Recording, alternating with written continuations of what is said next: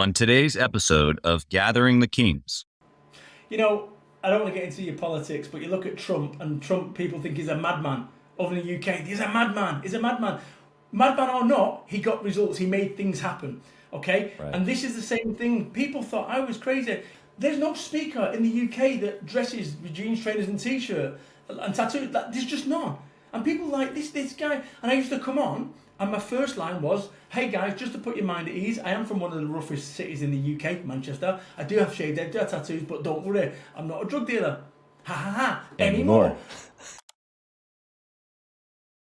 What's up, everybody? Chaz, Wolfe, Gathering the Kings podcast coming back to you. I got Burton here on the King stage. A king from the UK, but visiting here in the US as we speak. Welcome, Brad. Chaz, thank you so much for having me on, friend. I appreciate you being here. I know that you made the long trip over to Miami just to be able to have a spot to speak with us here. No, I'm just kidding. Sounds like you're about to go on a family vacation, and I'm excited for you. I'm thankful that you're here. What kind of business do you have? Well, it depends. You know, I'm probably best known in the UK for running or founding the UK's largest joined-up business network. At its height, we run 5,000 business networking meetings across the UK every single year. And in total, run 68,000 business networking meetings, real-life ones. And then, of course, the pandemic came along. And Boris Johnson, our Prime Minister, told us to stay at home, at which point, gone overnight. 16 years of work gone overnight. So that's what I'm best known for. But over in the UK, I'm also known as the UK's #1 motivational business speaker. So a man of many talents. Yeah, I appreciate that. Well, I'm sure that your value in gathering people together would be helpful to us here today, as well as just, I'm sure that translated into what you do now. And we want to know that story because, man, there's a lot of businesses affected by the pandemic, and they've either pivoted or changed altogether. Sounds like you did the same. We definitely want to hear that. Before we get there, though, I want to know what beats on the inside of Brad so burning hot that after all these years of success, you're still after. Well, you know what? It's about making a positive difference. That story about me and my business success is great. But before that, let me be honest, I didn't start my business until I was 31. I'm 50 now. I was delivering pizza at 31 to keep my business afloat. That's the reality of it. I don't have any qualifications, didn't go to university, didn't go to college. My dad left when I was 6 months old. I got addicted to drugs twice. You've got to work really hard to get addicted twice. I got shot at when I was 21 years old. Wow. And I've done 4 years on benefits. So, there's two sides of the same coin. Am I that guy or am I this guy? And I think from my perspective, it really is about making a positive difference and actually helping people become the best version of themselves, because there is two sides of the same coin. And if I go back far enough in your life, Chaz, I'm sure I'll find something questionable. The difference is, I'm daft enough to talk about it. Yeah. I hear what you're saying underneath that is that good decision making is important. And I know that you've got some frameworks around that. I'm sure we'll get to that here in a second as well. But inside of that is freedom. I'm hearing you say that even though I've made bad decisions, I can start making good decisions, which is the other side of the coin that you're talking about, right? Totally. And I think also it's about what I think real success is being yourself. I come across a lot of people in business that have success, but they're not being themselves. And I question whether that really is success. And I think what success is being yourself 100%. And if people don't like you for being you, that's okay, as long as you like yourself for being you. Yeah. What's the difference between, because this is an interesting topic, and since we're here, I'm just going to exploit it. What are your thoughts around everything that you just said? I agree with, but there's an other side of the coin, and so I want to present it to you. This be genuinely you, authentically you. In fact, we just went through this a few minutes ago when we were going through the pregame. You asked me some questions, and I was like, I just want you to be the most authentic version of you. And you were like, dude, yes, I got you. So we're in alignment there, and I believe that I need to be, the authentic version of me. And if people don't like that, that's okay, as long as I like me. I'm in agreement with you. What is the tipping point in this from being a leader or being a better leader? So recognizing that the way that I am turns people off in a certain way, and I need to grow as an individual, opposed to what you just said, which is I am who I am, you like it or you don't. There's obviously both of these are happening at the same time. What are your thoughts? Let me ask you one question. Tell me one person throughout the history of humanity who has been fundamentally liked by everyone. Right, nobody. Right. And this is the problem, is what happens is that people try to be something they're not in order to fit in. And therefore we end up with the shoal effect where everyone's pretending to be something they're not in order to fit in. So actually what you need to do, and this is something that I've learned at 50 years old, be under no illusions. I go back 15 years ago, I didn't feel this way. But I've realised that what true success is being yourself. And so many people are trying to change in order to fit into other people's lives or other people's versions of what they should be. And you just need to be yourself. So I'm at a point in my life, 50 years old, where I'm not willing to be anything other than me. And if people really don't like me for being me, as long as I like myself, I'm good with that. I'm genuinely good with that. And if that means on occasion, I'm a motivational speaker. People say, oh, you'll never get booked to be a motivational speaker, Brad, when I first started out. Why not? You've got shaved head, you're from Manchester, you've got tattoos on your forearms, you look like a drug dealer. I'm not, by the way, anymore. But we can all change, and that's what this is about. So I look at my whole life, and every step of the way, people said to me, I couldn't do it my way. And at the very point when my life turned around and my fortunes was at the very point when I turned down the volume on those individuals and turned up the volume on my own self-talk. So for me, honestly, it's a cornerstone of success, being you. Yeah, and I agree with you. I think that my wife would say, that I've been unapologetically me, right? Which means that it just is what it is. Because at the end of the day, I didn't do my hair today because I thought you thought it looked nice. I did my hair today because I like it. I like my beard. I like the shirt that I put on. I like my backdrop. Like all these things are my preferences, and that makes me feel a certain way about the way I deliver content. So I'm with you. Because a few minutes ago you mentioned, helping people become their best version. And so where is the tipping point between I am who I am and people just need to accept it and get over it versus I'm on my way to being the best version of myself. And so therefore I can't let that be an excuse to stopping here, but yet continuing on. Because I hear you still like, I'm getting better. I'm going to another level. But how do you go to another level if I've said, well, I am who I am and you either like it or I don't? Because both are happening. So I'm curious here. Yeah, no, cool. So listen, being yourself is the easiest thing in the world to do. It's also the most difficult thing in the world to do. But I honestly, with the people that I mentor, I say, are you being you? And if they say no, why not? Well, in order to fit in or to win business. And I honestly, truly, after 50 years on this planet, I do not believe that that's success. I call it success. Sick. Yeah, it's good. I-C-K. Success. Right, is that you're not being yourself. So where's that line? If you're an idiot, then do something about it, change. Right, there's a good version of Brad and there's a not so good version of Brad. And it was almost like my Brexit. I was 51% a good guy, 49% a dickhead.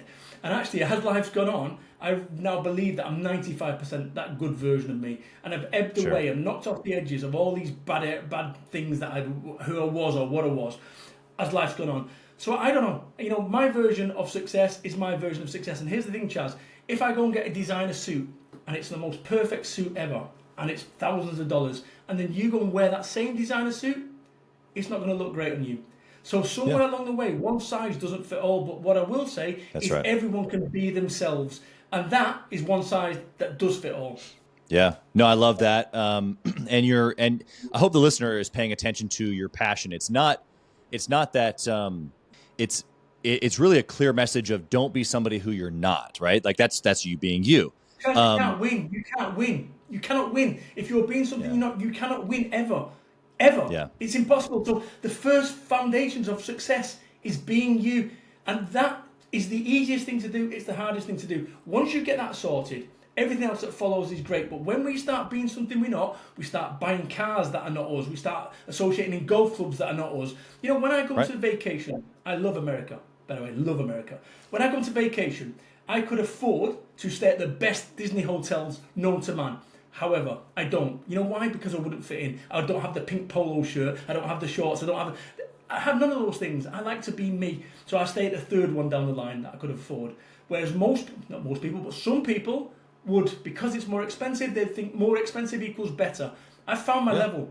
My level is my level. I'm at the top of my game, the top of the tree. And actually, it might be, if I'm comparing my life to Elon Musk, I'm low. But if I compare me to me, I'm good. And that's what I think people need to do. Compare themselves to themselves. Yeah, I love that. And that's who you're battling every day. You're looking in the mirror. We can definitely get more into that here in a bit. The last little piece here before we move on, because I really This is we could probably have a whole podcast just on this. We could wrestle this down. For the 31-year-old Brad who's listening right now, obviously you said you were delivering pizza, addicted to drugs, like a not current version of yourself. So Right. let's say that guy's listening, that 31-year-old Brad, and he's hearing you say, just be you, be genuine. Mm-hmm. And he's like, cool, man, I'm going to keep doing pizza and doing drugs. That's not your message. What would you tell that guy who's listening? You know what changed for me, Chaz? What changed for me at 31 is my boy came along. My boy came along, Ben. And I'm delivering pizzas back in the day. And I remember saying to baby Ben, he's no longer a baby, he's at university. But I remember saying to baby Ben, I am going to take you to Disney World. Okay? Now, I'm on $9 an hour, or whatever it was. If I would have told anyone that, they'd have thought I was mentally ill. Okay? But for the first time in my life, it was no longer about me. It was about him. If it was left to me, I'd be ripping bongs all weekend. But for the first time ever, my boy came along and it changed everything. Now, if my boy hadn't come along, I still think I'd be that guy. But it gave me the impetus to be that better version of me. You know, I was always me, right? But there's a better version, and all we need to do is step into that. And that sounds like a motivational speaker truism, but I'm telling you, ask yourself a question. Am I being the best version of me? If the answer is no, why not? Try and work this thing out. Why aren't you being the best version? Oh, because of what happened when I was a child, or what happened. Stop. It's in the past. And so often in life, what we end up doing, we end up stuck in the past. And if I was to go and give you a red hot coal in your hand, how long would you hold on to it for, Chaz? You'd let go of it. But we don't in life. What we do, we hold on to what happened. They ripped us off. That happened. And we hold on to it, and it keeps us in pain. Right. And you need to let go. And that's what I needed to do. I need to let go of what happened in the past and move on. And that's the only way that you can ever move on, is by letting go. And actually, what I see with people is where the problems form in our life is our unwillingness to let go of the past and keep replaying the past. Yeah, absolutely. I appreciate that. This is a topic that I think a lot of people consider sensitive. I'm not sure if I'm in that camp per se. I think that it's an important topic. So let's open that can for a half second here. Let's say, okay, I'm listening right now and I know I have past issues. What I heard you just say is, well, just stop doing that and do something different, which I know that you have a whole formula here. So why don't you share that with us? Oh, greatest lead known to man. Okay, here's what I want you to do. Every single decision that you've ever made, audience, every single decision you've ever made in your life has brought you to this today, where you're tuned into Chaz and you're tuned into me. Every single decision that I've ever made in my life has brought me here today. For whatever set of circumstances has brought us here today. So this is a special, unique moment. Here's the thing. Yeah. I want you to imagine that you're over in the UK and it's summertime and you're in this field and there's an oak tree, a single oak tree, and it's a beautiful summer's day over in the UK. And in this oak tree, you're walking towards the oak tree with a backpack, a red backpack. And this backpack's full of rocks. And you walk underneath the oak tree and you take the backpack off and you have a sip of your water. I want you to do something right now. I want you to make a decision. I want you to make a decision. A decision to pick up that backpack full of rocks. Bear in mind, when you was born, there was no rocks in it. And over life, you've picked up rocks. And some people pick up more rocks than other people. That's the reality of it. You've got a backpack right now of something that you've been carrying. It doesn't serve you, it's heavy, it's weighty, but you've been carrying it all your life. It's not going to get any easier. Pebbles in shoes don't magic the way out. And I want you to make a decision. I want you to make a decision. I want you to stand up right now, metaphorically, and I want you to walk 100 foot away. And I want you to look back at that rucksack. And I want you to make a decision. And this decision is going to change your entire life. Because your dying breath will be dictated by this decision. You either one, go back and pick up that rucksack, that red rucksack, full of rocks, and you carry it for the remainder of your life. Or you do what I did and decide to leave that there. Look at it, give it a salute, and walk on. Chaz, I swear to you, this is what I did to be able to let go of my past. It changed everything for me. The guy that sits before you right now and all the business plaudits and all that sort of stuff, forget all that. The guy that sits before you has changed because of that ability to let go of that what was holding me back. And I urge you to do the same.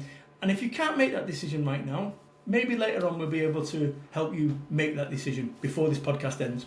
Yeah, I love the construct there of decisions have gotten me here. Good, bad, or indifferent. I think that's step one, which you identified, is that I have to be okay with the idea that I stand here today simply based on one thing, and that is the decisions that I've made. Good, bad, or indifferent. Where I live, the family that I have, all of it. Go ahead. You know, The reason people don't make decisions in life is they're scared they're the wrong ones, right? If you knew 100% that every single decision that you made was the correct one, you'd make more decisions. And I'm telling you right now, there's no correlation between time spent on a decision and it being correct. None. That's right. And I believe, here's the thing, I believe that an expert, motivational speaker, book writer, networker, I believe that an expert is someone that has made all the mistakes in a particular niche field. So when it comes to making a decision, if you make a decision and it's the wrong one, that moves you one step towards being an expert. If you make the right one, it moves you one step towards success.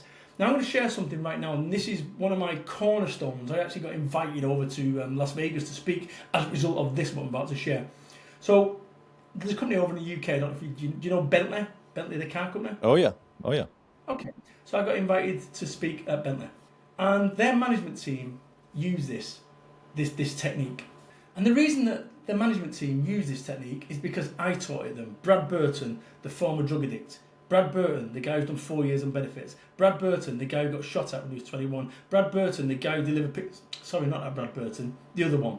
Brad Burton, the UK's #1 motivational business speaker, the 4-time bestselling author. Two sides of the same coin. So the reason that Bentley Global use this technique is when it comes to making decisions, I'm the easiest person in the world to sell to. I will make a decision in 24 seconds. If I can't make a decision in 24 seconds, I'll revisit it in 24 minutes. If after 24 minutes I can't make a decision, I'll revisit it in 24 hours. If after 24 hours I can't make a decision, I've just made a decision, it's not important, next. That will change your life. Make decisions, because where you end up, the faster you can make correct decisions, the further forward you're going to be in your life. But where people go wrong is their inability to make a decision. Should we have Snickers or Mars bars in the boardroom? Don't know. And it goes. And then whilst you're pausing on that decision, you're not moving forward. So we need to make decisions, good ones and bad ones. And remember, a mistake is only a mistake after the event. No one, including me, wakes up and says, you know what, I'm going to go fuck up today. But occasionally I do. So you've got to make decisions. And that 24 will change everything. Try, bring it in, introduce it into your world, into your business, into your life. It'll change everything, I promise you.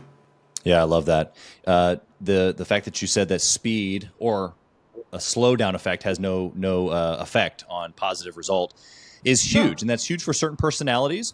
But it's also good for the ones that do make things fast and go by the gut. It's also recognizing that, hey, if you made a fast decision and it happened to be wrong, like maybe don't make that one again. There's two sides to that coin as well. But one of my lines, I say, experience is what you win when you lose. Experience is what you win when you lose. When things don't go your way, it's a down payment on future daft decisions. Because in future that, you do that decision, it doesn't work out, which is exactly what you said. So don't be afraid of making decisions, because where we end up in our life is a direct result of our decisions, good ones and bad ones. Want more success? Make better decisions. But I'm scared it's the wrong one. The only time you know is after the event. Up until that point, it's the correct decision. Always. Yeah, love that. It's removing fear, which obviously is one of the highest, emotions that keep people either moving or stuck, one or the other. And so it's super powerful. Okay, so let's keep on this vein of making good decisions. What's been a good decision that you've made? Obviously, you've changed your life completely.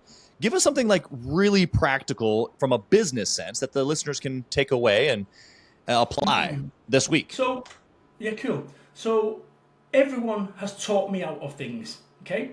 Nobody wanted me to start a business off. People said it was a closed shop. You've got BNI, you've got the Chamber of Commerce, you've got the Federation of Small Business. Oh, you can't, it's a closed shop. If I would have listened to those individuals, they'd have been absolutely right. As it happened, I didn't. That was 16 years ago. I built up this national organisation. Every step of the way, people said, you can't be a motivational speaker. You look like a drug dealer. I'm not, by the way, anymore, right? People said, you can't write a book. You won't get it in the bookstores. Every step of the way, I turned down the volume on these individuals, and they're guessing. Anyone giving you advice is just a guess.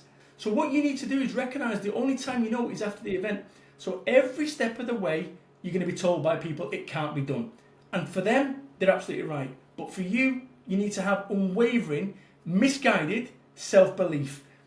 Unwavering, misguided self-belief. Steve Jobs, unwavering, misguided self-belief. Elon Musk, unwavering, misguided self-belief. Bounce yourself into it and blame either naivety or unwavering, misguided self-belief. So that's what you need to do. I love it. Always ask yourself a question. Can you live with the downside of any decision? right? And when you make a decision, you come to the decision, ask yourself this question: what's the best case scenario? What's the worst case scenario? What's the most likely scenario? If you can live with the worst case scenario, make the decision. That has served me beautifully. Yeah, I agree. That same formula has served me as well. But this phrase that you've just used, this misguided self-confidence, we got to dive into this, because this is almost like a recklessness, but at the same time, you have to kind of be a little bit reckless to kind of just get out there and bump around a little bit. Tell us more. But you know, the thing is with this is that I'm going to share a few stories. When I was a child, I went to a fairground, a travelling fair. I was 9 years old. I'd spent all my money, and to get home it was 4p. Right, we're talking 1980, whatever. To get home for a 4-mile journey on a bus, and I had 4p left, and I made the decision at about 9 or 10 years old that I was going to. How could I go on the go-karts, buy a hot dog, buy a soda, and so forth? I know I've got 4p. I'm going to go on the fruit machine. Goes on the fruit machine. 2p. Nothing. My final 2p, and I'm now walking home, came up 777. I won the jackpot, and I went on got the soda, went on the go-karts and whatever, and I got the bus home. I believe that seemingly insignificant moment shaped who I am, because somewhere along the way I believe that I'm lucky. So my entire decision-making process is I've always found a way. I've always found a way, no matter how difficult, no matter how challenging, I've always found a way. And the same goes for you. You'll always find a way, but what happens is we give up before we get to that point. So when it comes to that unwavering, misguided self-belief, I started a business, 25,000 UK pounds, $40,000 in debt. That was before I bought a computer or anything. 40,000 personal dollars. I'm delivering pizzas. I decided to start a business off, a networking business, and nobody gave me a chance. That networking organisation, 68,000 real-life networking events. No qualifications, no investment, nothing apart from daft ideas, vision and belief. It's about belief, it's about belief, it's about belief. And what you've got to do is you've got to do what I said, that unwavering, misguided self-belief. Because somewhere along the way, if I'd have listened to my wife, still wife, by the way, 16 years on, if I'd have listened to my wife, I would never have started. Because she wanted me to go and get a proper job. At least you know where you stand with a proper job. No, you don't. You don't know where you stand with a proper job. See, having a proper job is a bit like having a business. The difference is you've got one client. And if your client, your boss decides to no longer want you. So I go back down to this thing. Every step of the way, I mean, I might be the anomaly, right, on this thing. I might well be. But I started a business off with no investment. And the way that it's always been done doesn't have to be that way. And I'm living proof of that. And if I can do it, then so can you. 25,000 UK pounds in debt, delivering pizzas. I created a multi-million-pound organisation. I travel the world as a global speaker. I've had no training, no nothing. So all I've done is this. And I always say this to people. Any qualification that anyone's got. Because somebody said to me, who made you the expert, Brad? I did. I made me the expert. Right? Because any qualification that anyone's got has been made up by someone clever. So why don't you make your own qualification up? You know, what rights have you got, Brad, to be a mindset coach, a world-class mindset coach, experience? And if you can do the job, you're qualified, and I can do the job. Yeah, the self-belief, I was going to break down your unwavering. Hey, kings and queens, Chaz, Wolfe. I want to talk to you about something that's super important to me. We put a lot of time and effort, we meaning myself and my team, into this podcast, into the content that goes out every single day.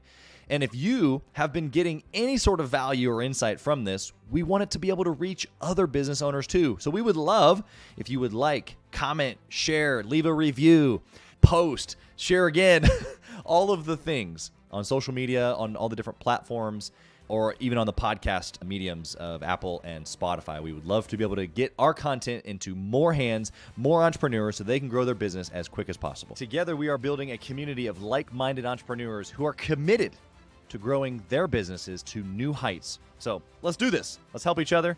Let's help each other grow. Misguided. I was going to break this down, but you gave us the misguided piece, which I love. And so now I want to go back to the unwavering, because I love the counterpart of like unwavering and misguided. It's really very two conundrums here. And so talk about unwavering and what does that mean? Obviously to self-belief, which is what we'll get to here in a second, but that unwavering piece is absolutely part of the puzzle. Tell us about it. Okay, so let me tell you something. I've been in business now 19 years in total. Okay, 19 years of self-employment. I've been in business. I had a business prior to the networking one that I'm best known for. When I started my business off, in the first 9 years of self-employment, 9 years, I wanted to quit a total of 11 times. 11 times. 0 not quitting, 10 quitting. I've been 9.8, 9.9, 11 times. Okay? Every single time, it just took a little butterfly kiss to knock me over to quitting. I didn't quit. First 9 years, 11 times. So on average, 1.1 every year for the first 9 years. The next 6 years, I wanted to quit 0 times. Since the pandemic, I wanted to quit 3 times. So it just shows you that somewhere along the way, I've got an established business, then the pandemic comes along and things kind of changed. So you're going to have times when you're tested. And you have to have times, the only way that you learn how not to get punched in the mouth is by getting punched in the mouth. Okay? Yeah. Business, life is a contact sport. You don't learn about, these with yourself reading books. You have to get a punch in the mouth to say, am I really cut out for this? So I go back to that whole bit there. And the amount of times I've wanted to quit, but I didn't. People around me telling me to quit, that I should quit. I didn't. And if I had quit, I wouldn't be sat where I am now. So that's what I'd suggest on that front. That sums that up. Yeah, that unwavering piece is persistence. Think and Grow Rich breaks this down. And so, okay, so we have this unwavering desire, right? Where I'm the unwavering piece though is like I'm sticking to it no matter what. Even though I came close, I didn't get pushed over. I didn't quit, to your point. Then I'm stuck to this misguided, like a little bit reckless. Like it's okay to like get in there and make a mess. It's okay to charge the hill, make a bad decision. It's okay. But what that all filters down to is self-belief. I don't want to get into your politics, but you look at Trump, and Trump, people think he's a madman. Over in the UK, he's a madman. He's a madman. Madman or not, he got results. He made things happen.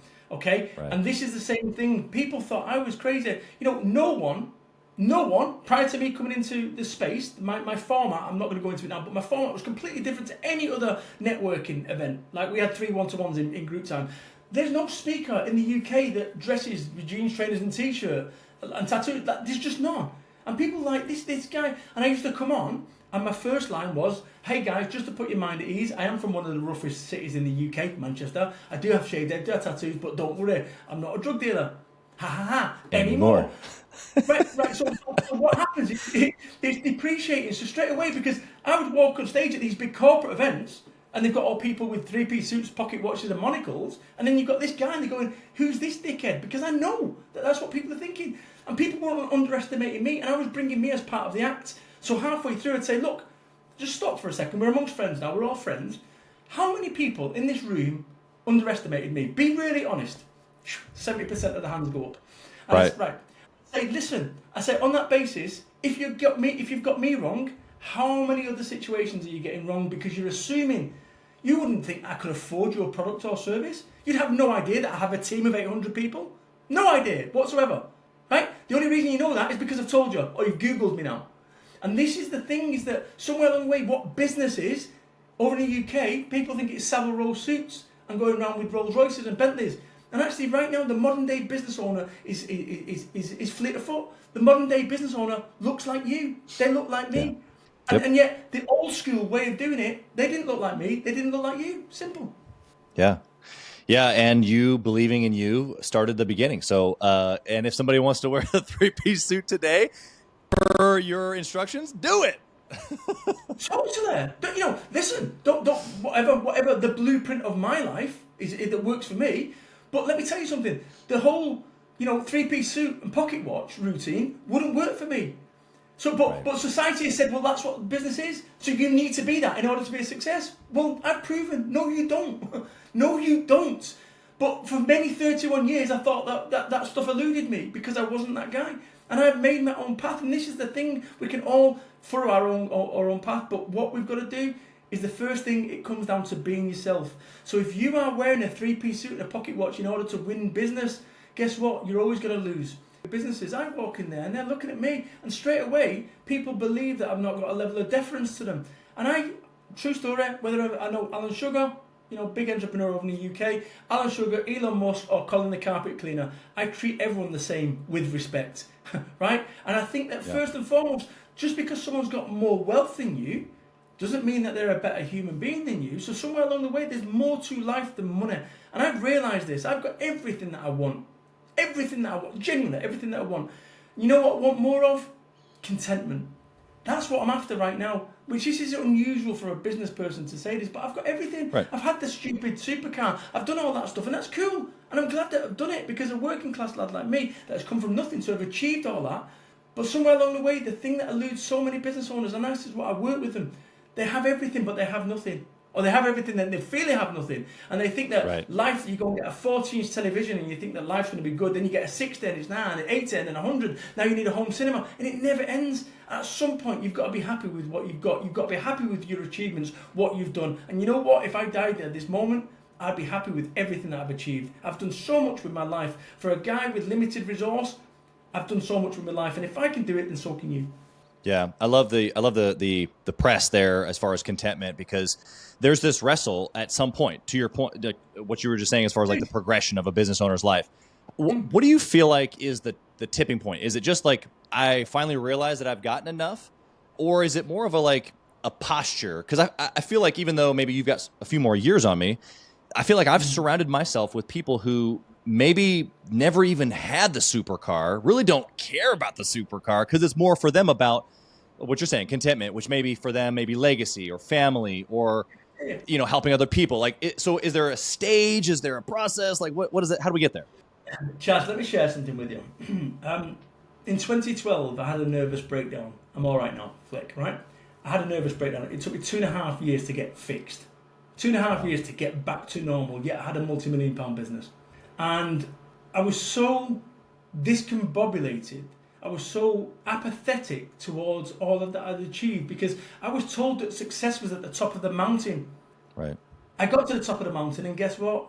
It was empty. It was devoid. And I couldn't believe it. I couldn't believe it, that I had everything, and yet I was empty. And that's not to say, don't get me wrong, I'm in a great position. The fact that I'm vacationing over in Miami, be under no illusions, I'm not delivering pizza anymore. So I'd absolutely sooner be this guy than that guy. However, I have friends who bought a yacht, $4.5 million yacht. We all went to a party on his yacht that he just bought, amazing.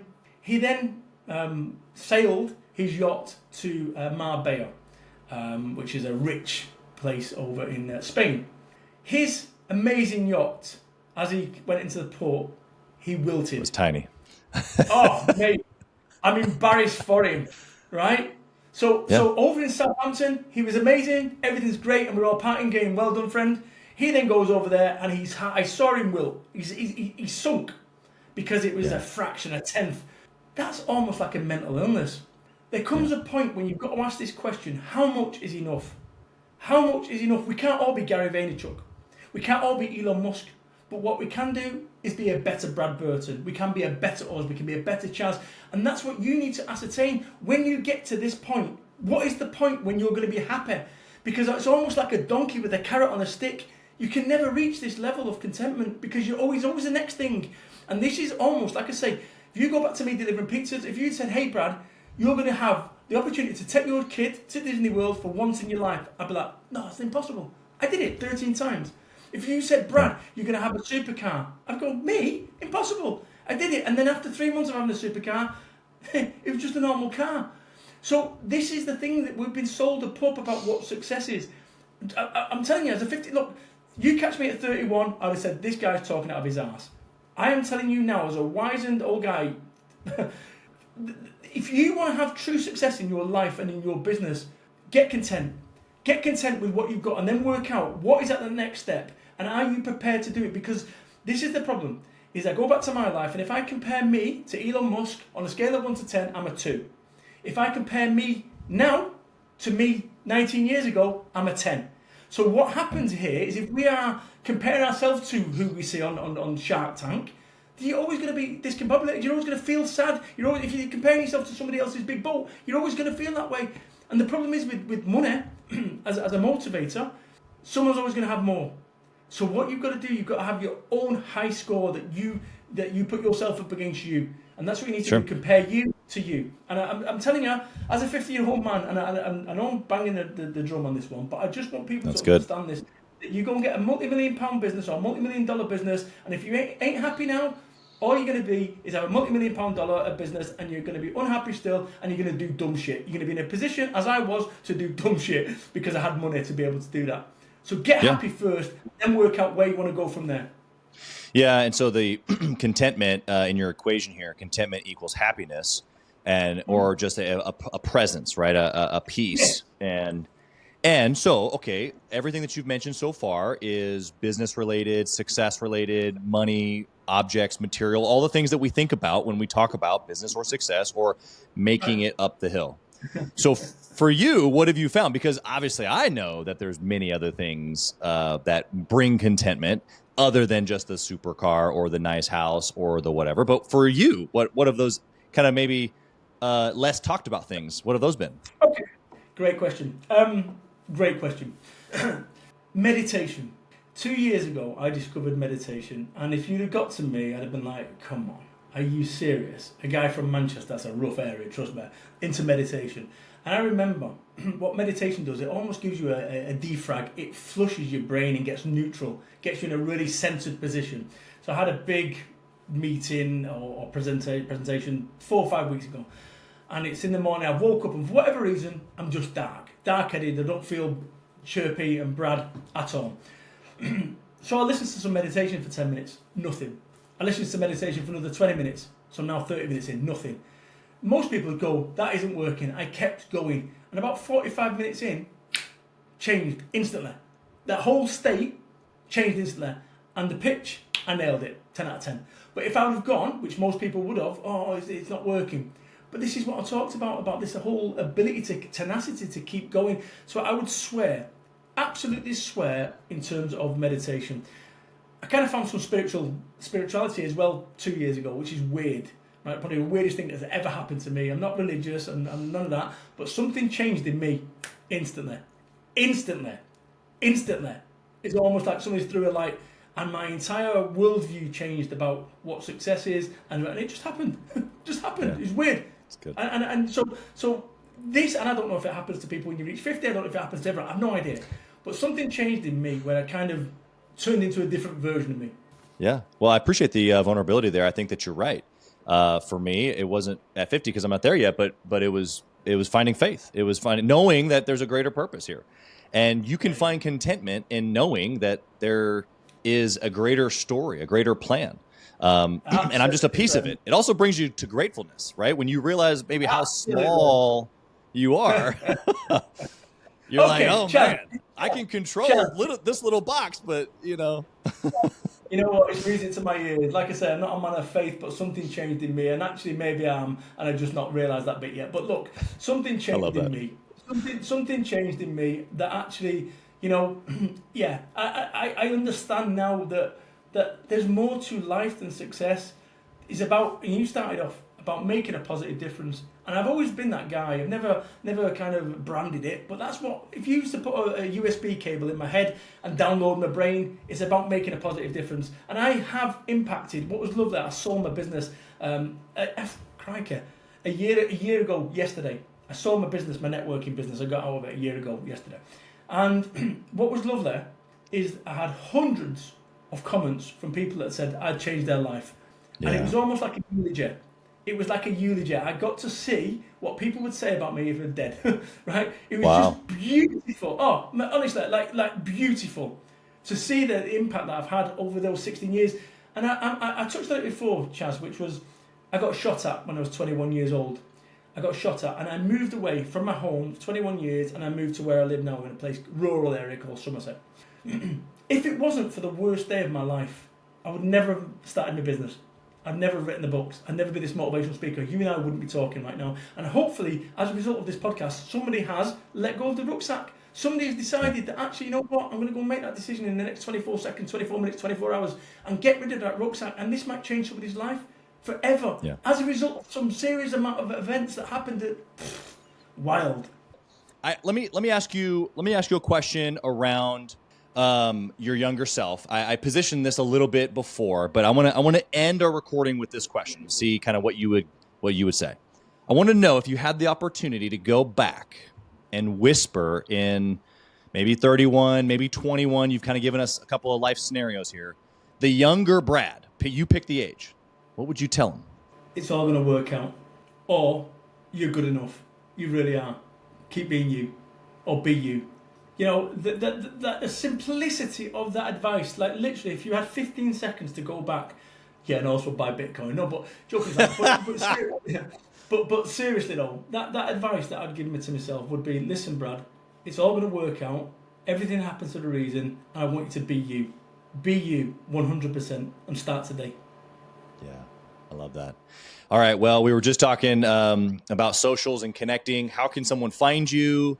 Where can they find your speaking schedule? Where can they connect with you on social? Give us all the details.